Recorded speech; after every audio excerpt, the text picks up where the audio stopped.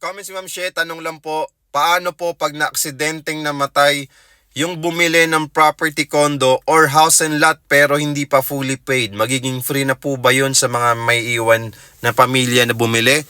Actually, depende po yun ma'am kung meron po tayong MRI, okay, na nakalagay po doon or nakasama po doon sa monthly amortization po natin. So, yung MRI po kasi na yun, protection po yun, insurance po yun para sa ating mga installment buyers.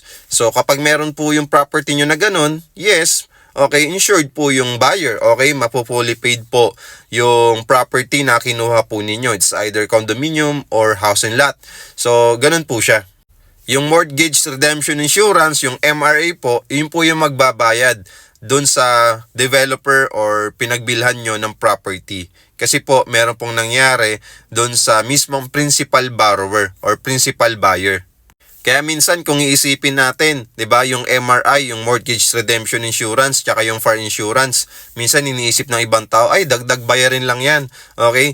Dagdag gastusin lang 'yan. Pero kung iisipin natin yung advantage noon, pag tayo ay nawala, okay, bigla tayong na-aksidente or na-deads tayo, automatic yung MRI yung magbabayad ng property natin fully paid.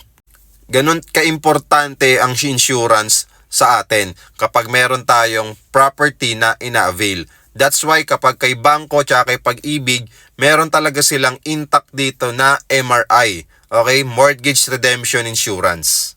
Nang sa ganon, protected din yung mismong borrower or yung principal borrower or buyer ng property.